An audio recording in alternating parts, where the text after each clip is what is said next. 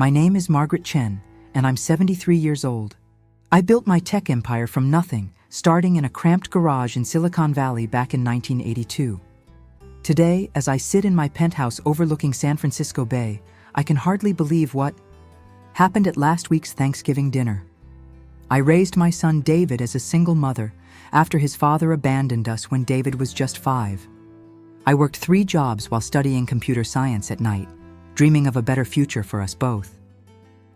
During the day, I cleaned office buildings downtown, my hands raw from industrial chemicals. Evenings found me waitressing at a 24-hour diner on Market Street, serving coffee to late-night programmers and insomniacs. Between midnight and dawn, I studied algorithms and programming languages by the glow of my second-hand computer screen. Those early years in San Francisco were brutal. We lived in a studio apartment in the Tenderloin, where sirens wailed through the night and the smell of desperation clung to every street corner. David slept on a fold-out couch while I took the floor, using textbooks as pillows. I remember him asking why we couldn't have a real bedroom like his classmates, and me promising him that someday we'd have a house with rooms for each of us. When my first software patent sold for $50,000, I reinvested every penny into Chen Technologies. I rented that infamous garage in Palo Alto, working 18-hour days while David did his homework at a card table, surrounded by computer components and circuit boards. By the time David graduated from Stanford with his MBA, Chen Technologies was worth $50 million. Today, it's valued at $12 billion. The journey wasn't just about money. It was about proving that an immigrant woman with broken English and calloused hands could build something that mattered. Every rejection from venture capitalists, every condescending meeting where investors spoke over me, every late night when I questioned whether I was destroying my son's childhood for an impossible dream, all of it led to this moment. David married Rebecca, a woman from old Boston money who never worked a day in her life. They live in a mansion in Marin County with their twin daughters, Emma and Sophie, both 8 years old. The house sits on 5 acres of manicured landscape, complete, with a tennis court and swimming pool that cost more than most people's homes. I've always felt Rebecca barely tolerated me, making subtle comments about my accent, my clothes, my unconventional parenting methods. Rebecca's family traced their lineage back to the Mayflower, a fact she mentioned whenever possible. Her father owned textile mills, her mother chaired charity boards, and their social circle consisted entirely of people who'd inherited rather than earned their wealth. I represented everything they found distasteful about new money, the struggle, the sacrifice, the unwillingness to pretend my past didn't exist. The Thanksgiving table was set with Rebecca's grandmother's china, everything pristine and cold. David carved the turkey while Rebecca supervised from her seat, occasionally correcting the positioning of silverware. The girls chattered about their private school friends, their voices the only warmth in that sterile dining room. Crystal glasses caught the light from an antique chandelier, and fresh flowers from Rebecca's garden created perfect centerpieces that matched her perfect smile. "Grandma Margaret, will you tell us about when Daddy was little?" Emma asked sweetly, her eyes bright with curiosity. Before I could answer, Rebecca's voice cut through the air like ice. "Girls, why don't you ask Grandma about her humble beginnings instead?" The way she said humble made it sound like a disease. David looked uncomfortable but said nothing. This silence had become his trademark whenever Rebecca made her pointed comments about my background, my accent, or my different ways of doing things. I watched my son, remembering the boy who used to defend me fiercely when neighborhood kids made fun of our second-hand clothes. "Mom," David finally spoke, his voice strained, "Rebecca and I have been talking. We think it might be better if you found your own Thanksgiving traditions. Maybe with people more like you." The words hung in the air like poison gas. Rebecca smirked behind her wine glass while the girls looked confused, their innocent faces, trying to process the cruelty masquerading as politeness. "What your father means," Rebecca added sweetly, is that there's no place for you here anymore." The silence that followed Rebecca's words was deafening. I felt my heart shatter into 1,000 pieces, but decades of business negotiations had taught me to keep my composure. I looked at my son, searching for any sign of the boy I'd sacrificed everything for, but found only a stranger wearing his face. The dining room suddenly felt suffocating. Rebecca's perfect flowers seemed to mock me with their pristine beauty, while the antique furniture bore witness to my humiliation. I thought about all the Thanksgivings we'd shared in our tiny apartment, when turkey was a luxury we couldn't afford, and gratitude was measured not in abundance, but in survival. "Is this really how you feel, David?" I asked quietly, my voice barely above a whisper. He couldn't meet my eyes, instead fidgeting with his wine glass like a child caught in a lie. "Mom, you have to understand. Rebecca comes from a certain social circle. Your stories about the old days, your background, it makes things awkward at their events." I thought about all the school plays I'd attended alone because I was working late. All the birthdays where my gift was a promise to take him somewhere special when things settled down. All the parent-teacher conferences where I showed up in my cleaning uniform because it was the only time I could get away from work. All the sacrifices I'd made to give him the privileged life he now used to justify excluding me from it. Rebecca leaned forward, her smile sharp as broken glass. "Margaret, surely you can see how your colorful stories about washing dishes and scrubbing floors might not fit the tone at our dinner parties. David's colleagues have certain expectations." The irony wasn't lost on me. The same hands that had scrubbed those floors had coded the algorithms that made David's lifestyle possible. The same struggles Rebecca found so embarrassing had funded every privilege their family enjoyed. "I remember when you were proud of those stories," I said to David, my voice stronger now. "You used to tell your Stanford classmates about how your mother built a company from nothing.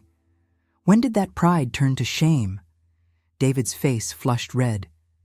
"It's not shame, Mom. It's just complicated.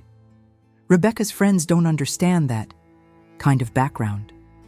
They think it's inappropriate dinner conversation." "Inappropriate?" I stood slowly, my chair scraping against the hardwood floor. "Working 3 jobs to feed my child is inappropriate? Building a billion-dollar company is inappropriate? Or is it just inappropriate to acknowledge that success sometimes comes from places these people would rather not think about?"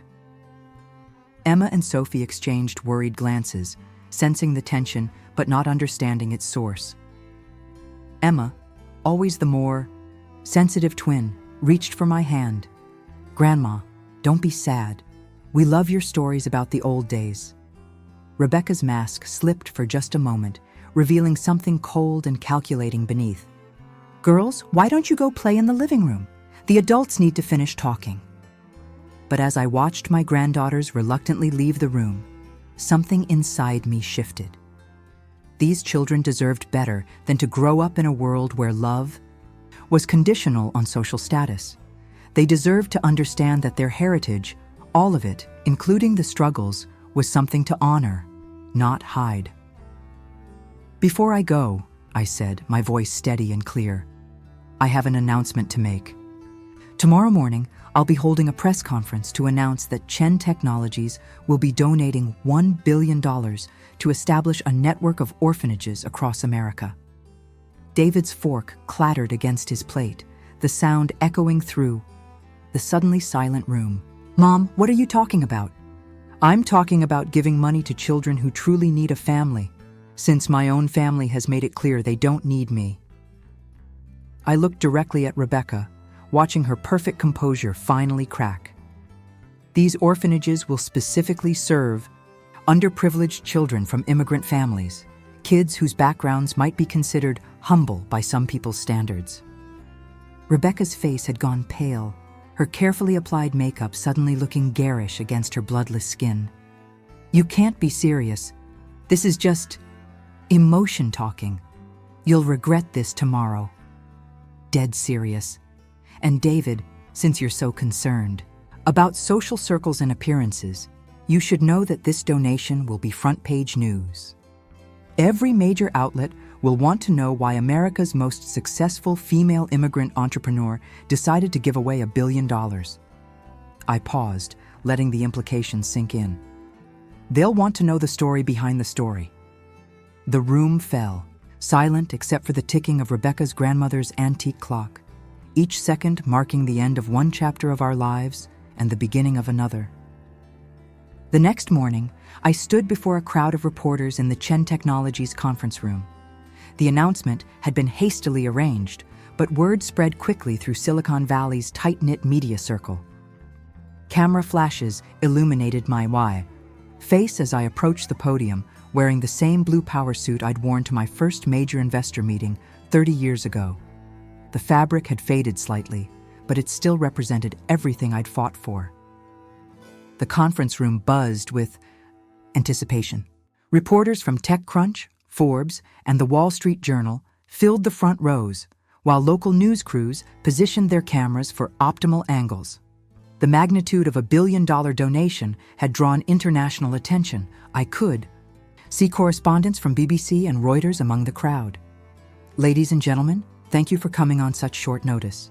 Today marks a pivotal moment not just for Chen Technologies, but for thousands of children across America who deserve the same opportunities I was blessed to receive when I arrived here as a young immigrant. I paused, letting the weight of my words settle. In the back of the room, I spotted David and Rebecca slipping in through the side door. David's face was ashen. Rebecca looked like she'd swallowed poison. She wore oversized sunglasses despite being indoors, probably trying to hide her sleepless night. I'm announcing the creation of the New Hope Foundation, which will receive a $1 billion endowment from my personal fortune to establish and operate orphanages nationwide. These facilities will specifically serve immigrant children, refugees, and those from disadvantaged backgrounds who need more than just shelter. They need someone to believe in their potential. The room erupted with questions and camera flashes. I raised my hand for silence before continuing. These won't be traditional orphanages. We're creating comprehensive communities where children will receive world-class education, emotional support, and most importantly, the message that their heritage is their strength. Each facility will include STEM labs, art studios, libraries stocked with books in multiple languages, and gardens where children can grow food from their native countries. A reporter from the San Francisco Chronicle raised her hand. Ms. Chen, what inspired such a massive philanthropic gesture? This represents a significant portion of your personal wealth. I smiled, my eyes finding David in the crowd. His shoulders were hunched as if trying to make himself invisible, while Rebecca stood rigid beside him, her perfect posture betraying her fury. Recently, I was reminded that family isn't about blood or social status. It's about love, acceptance, and creating space for everyone at your table. Some people believe there's no place for those they consider beneath them. I believe everyone deserves a place to belong. My voice gained strength as I continued. When I was 5 years old, my family fled poverty in rural China. We arrived in America with nothing but hope and determination. I remember sleeping on airport benches during our layover in Los Angeles, my mother clutching our few possessions while my father tried to decipher English signs that might as well have been hieroglyphics. The room was completely silent now, every reporter hanging on my words. These orphanages will be different. We'll provide not just housing and education, but mentorship programs connecting successful immigrants with these children. We'll teach them coding, entrepreneurship, and most importantly, that their accents are beautiful, their traditions are valuable, and their dreams are valid. Another reporter called out, "Will you be personally involved in running these facilities?" Absolutely. I'll be relocating to oversee the project personally. After all, what's the point of building an empire if you can't use it to lift others up? I glanced at Rebecca, whose perfectly composed mask was finally cracking. I've learned that true wealth isn't measured in dollars, but in the lives you touch and the love you give freely. "Ms. Chen," a voice called from the back, "some might say this is an emotional decision made in response to a personal situation. How do you respond to that?" I looked directly at the camera that would broadcast this moment across the nation. Emotion without action is just sentiment. Action without emotion is just business. But when you combine genuine feeling with decisive action, you can change the world. These children don't need my pity. They need my commitment. As I stepped away from the podium, the questions continued flying, but I had said everything that mattered. In the crowd, I caught one last glimpse of David's stricken face before he and Rebecca disappeared through the exit, probably to begin damage control with their social circle. But for the first time in years, I felt truly proud of the choice I was making. The press conference made national headlines within hours. CNN, Fox News, and every major network picked up the story. My phone buzzed incessantly with interview requests, but I ignored them all. There was work to be done, and more importantly, a reckoning was coming. The immediate aftermath was overwhelming. My assistant fielded hundreds of calls from journalists, potential donors, and government officials wanting to discuss the logistics of my announcement. The Chen Technologies stock price fluctuated wildly as investors tried to understand the implications of my personal donation on the company's future direction. But the most meaningful responses came from unexpected sources.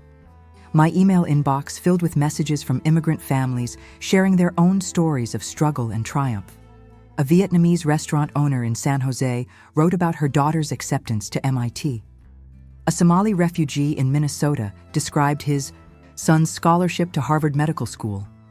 These stories reminded me why this mission mattered more than stock prices or social standing. That evening, David called.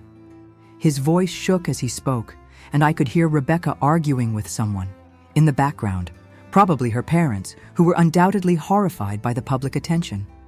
"Mom, what have you done? The whole country is talking about this. Rebecca's parents are furious. They're saying you've embarrassed our family. Her father is threatening to cut us out of their will." "Which family would that be, David?" Thabiwe. "One that told me there was no place for me?" "You know that's not what I meant." His voice cracked with frustration and something that might have been regret. "It's exactly what you meant." I walked to my office window, looking out at the city lights twinkling like fallen stars.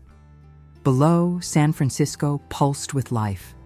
Immigrants working late shifts, students studying in all-night cafes, dreamers pursuing impossible goals just as I had decades ago. "Tell me, son, when did you become someone who's embarrassed by kindness? When did helping orphan children become something shameful?" Silence stretched between us, broken only by Rebecca's increasingly shrill voice in the background.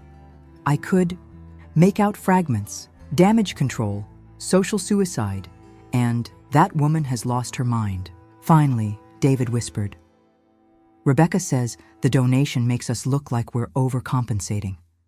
Like we're trying too hard to prove we're good people. Her friends at the country club are already asking questions about why you felt the need to make such a dramatic gesture. And what do you think, David? Not Rebecca, not her parents, not the country club. You." More silence. I could almost hear him wrestling with thoughts he'd buried under years of social climbing and status anxiety. When he finally spoke, his voice was barely audible. "I think," he said slowly, "I don't recognize myself anymore.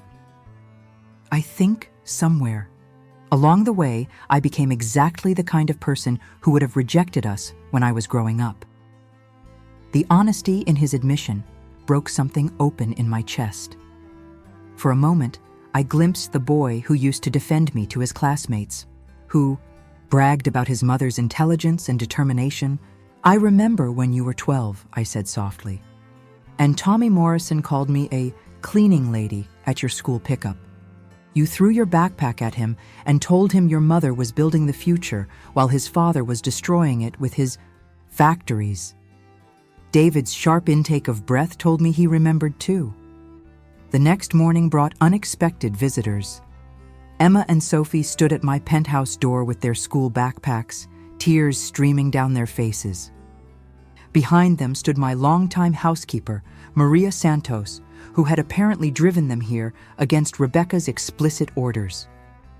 "Grandma Margaret," Emma sobbed, "Mommy said we can't see you anymore because you're trying to hurt Daddy's reputation. She said you're being selfish and dramatic."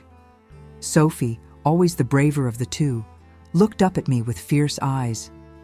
"But we heard about the orphan kids on TV. Mommy said it was stupid, but we think it's the most wonderful thing ever. Our teacher, Miss Patterson, said you're a hero." I knelt down to their level, my heart breaking and healing simultaneously. These children, innocent and pure-hearted, could see through the toxic fog of social pretension that had blinded their parents. "What do you two think about having a grandmother who helps children who don't have families?" "We think you're a superhero," Emma said simply. "We told all our friends at school, and they think so too. Sarah Kim said her grandmother came from Korea with no money, just like you came from China. And now you're both helping other kids who need families." As I hugged my granddaughters, I realized that despite David and Rebecca's attempts to poison them against me, children instinctively recognize genuine love and goodness. In their uncomplicated understanding of right and wrong, helping orphan children wasn't controversial. It was heroic. Maria Santos watched us with tears in her eyes. She had worked for our family for 15 years, had seen David grow from a grateful young man into someone she barely recognized. "Mrs. Chen," she said quietly, "I hope you don't mind that I brought them. They were crying so hard this morning, and Mrs. Rebecca, she was saying things that no child should hear about their grandmother. You did exactly the right thing, Maria. Thank you." As we spent the afternoon together, Emma and Sophie peppered me with questions about the orphanages, their young minds, already planning ways they could help. Their enthusiasm reminded me that this was about more than wounded pride or family drama. It was about building a better world for the next generation. 3 weeks later, I received a call that changed everything. It was from Detective Maria Santos of the SFPD Financial Crimes Unit, coincidentally sharing a name with my housekeeper, though they were unrelated. "Ms. Chen, we need to meet. It's about your daughter-in-law, Rebecca Morrison Chen. We've been investigating a charity fraud case, and her name has come up repeatedly." My blood ran cold. Despite all of Rebecca's faults, I hadn't imagined she was capable of actual criminal behavior. "What kind of fraud?" "She's been running a fake children's charity for 2 years, collecting donations that never reached any kids. The irony of your legitimate billion-dollar orphanage announcement has brought intense scrutiny to all child-focused charities in the Bay Area. Donors are suddenly asking hard questions about where their money actually goes." I met Detective Santos at a coffee shop in downtown San Francisco. She was a petite woman with intelligent eyes and calloused hands that reminded me of my own past. She spread documents across our table that painted a horrifying picture of systematic deception and greed. Rebecca had created Little Angels Foundation, complete with a professionally designed website, staged photographs of happy children, and fabricated success stories that would have made a novelist proud. The charity claimed to provide food, education, and medical care to disadvantaged youth throughout Northern California. "She's sophisticated about it," Santos explained, pointing to bank statements. "She's collected over $3 million from wealthy donors at charity galas, keeping every penny for shopping sprees and luxury vacations. Look at these credit card statements: Cartier, Louis Vuitton, first-class flights to Europe, all charged to the charity's business account." The documents showed a pattern of calculated manipulation. Rebecca had specifically targeted charity events in affluent communities, presenting herself as a devoted philanthropist while stealing money intended for vulnerable children. She had business cards, letterhead, and even a small office in Palo Alto that she used for meetings with potential donors. The worst part, Santos continued, is that she specifically targeted immigrant families' charity events, knowing they'd be generous to children's causes because of their own struggles. She exploited the very community you're now genuinely trying to help.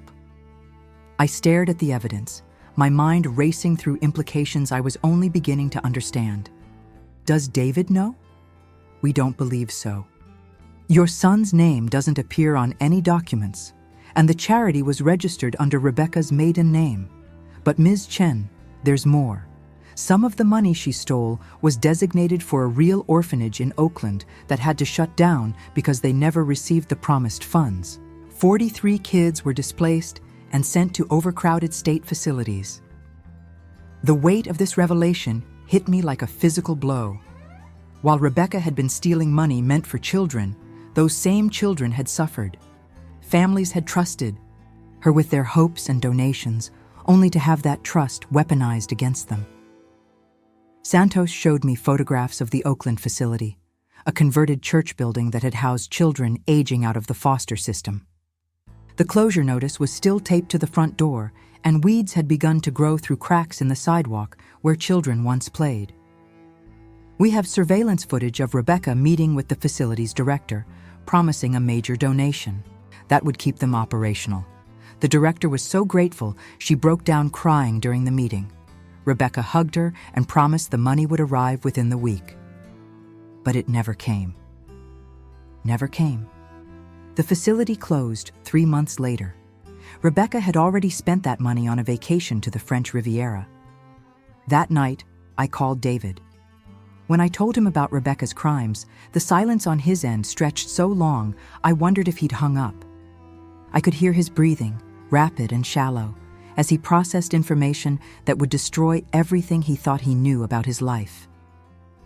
Finally, he spoke, his voice hollow and broken. I need to ask you something, and please tell me the truth. Did you know about this when you made your announcement? No, David, I didn't. But I'm not surprised. Someone who can look at an immigrant grandmother and see only embarrassment. Someone who can teach children to be ashamed of their heritage. That kind of cruelty doesn't exist in isolation. Why didn't you ever tell me who she really was? Would you have listened? Or would you have accused me of jealousy and prejudice against your wife? Would you have believed that someone from her social circle could be capable of stealing from children? Another long pause. When David spoke again, his voice was thick with unshed tears. You're right. I wouldn't have listened. I was so desperate to fit into her world that I ignored every red flag.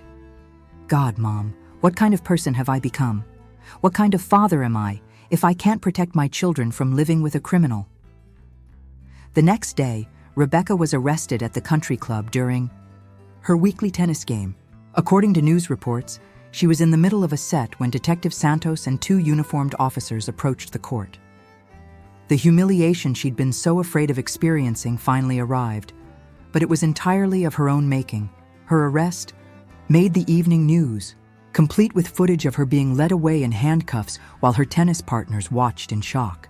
The irony wasn't lost on anyone that she was arrested just weeks after her mother-in-law had announced a legitimate billion-dollar donation to help the same population Rebecca had been exploiting. 6 months later, I stood in the lobby of the First New Hope Orphanage in Oakland, the same building where Rebecca's fake charity had caused so much harm. We'd purchased the property from the city for a fraction of its value and renovated it completely, creating bright, welcoming spaces filled with books, computers, and hope. The transformation was remarkable. Where once there had been peeling paint and broken windows, now there were colorful murals painted by local artists and children from the facility. The old chapel had been converted into a library with reading nooks and computer stations. The basement, once flooded and unusable, now housed a state-of-the-art STEM lab where kids learned coding and robotics. David walked through the doors with Emma and Sophie, all 3 carrying boxes of toys and school supplies. He looked older, wearier, but somehow more genuine than he'd been in years. The divorce from Rebecca had been swift once her crimes came to light. She was now serving a 5-year sentence for fraud, and their house in Marin County was being sold to help pay restitution to her victims. "Mom," David said quietly, setting down his boxes and looking around the bustling lobby, "I owe you the biggest apology of my life. Not just for Thanksgiving, but for years of letting you down, for forgetting who I was and where I came from. You owe me nothing, son. But you might owe these children something. The chance to see that success doesn't require abandoning your values." We watched as Emma and Sophie immediately gravitated toward a group of kids their age, sharing tablets and helping with homework. The natural kindness I'd seen in my granddaughters that day they visited me was now free to flourish without Rebecca's toxic influence. A young boy named Miguel, recently arrived from El Salvador, approached David shyly. "Are you Mrs. Chen's son, the one who helped build the computer lab?" David knelt down to Miguel's level, his eyes bright with something I hadn't seen in years, genuine pride in being associated with helping others. "I am. Do you like working?" "With computers? I love it. Mrs. Chen taught me to code, and now I'm making a game about my journey to America. It's going to help other kids understand what it's like to leave everything behind, but still have hope." "I've been thinking," David continued, watching Miguel run back to his friends, "about what you said at Thanksgiving, about there being no place for you. The truth is, you never needed a place at our table. We needed you. We were just too proud and stupid to see it." A young girl named Maria, recently arrived from Guatemala, tugged on my sleeve. "Mrs. Chen, are you really going to live here with us?" "Not exactly here, sweetheart, but close by. I'm moving into an apartment right across the street so I can visit every day and help with homework." David looked shocked. "You're really giving up the penthouse?" "I'm not giving up anything. I'm trading isolation for purpose." I gestured around the bustling lobby where children laughed, played, and studied together. Teenagers mentored younger kids, helping them navigate homework while sharing stories of their own struggles and triumphs. "This is my family now, David, all of them. And there's room for you too, if you want it." The facility housed 47 children ranging in age from 6 to 18. Each had their own story of loss and resilience. There was Fatima from Somalia, who spoke 4 languages and wanted to become a doctor. Jose from Honduras, who had crossed 3 countries to reach safety and now tutored other kids in mathematics. Ling from China, who reminded me of myself at her age, fierce, determined, and absolutely convinced she could change the world. That evening, as we sat together reading stories to the younger children, Emma looked up at me with serious eyes. "Grandma, did you know this would happen when you got mad at Thanksgiving?"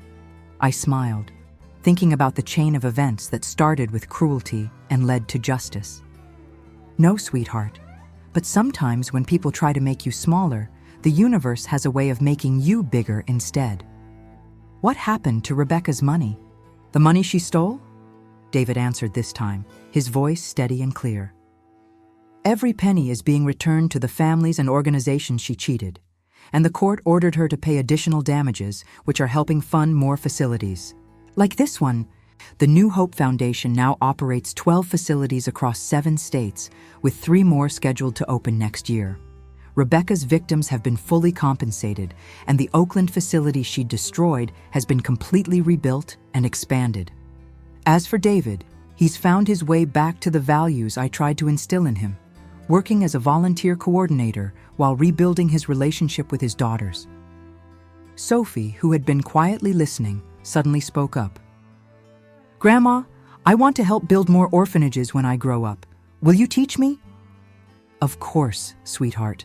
But remember, building these places isn't just about money or construction.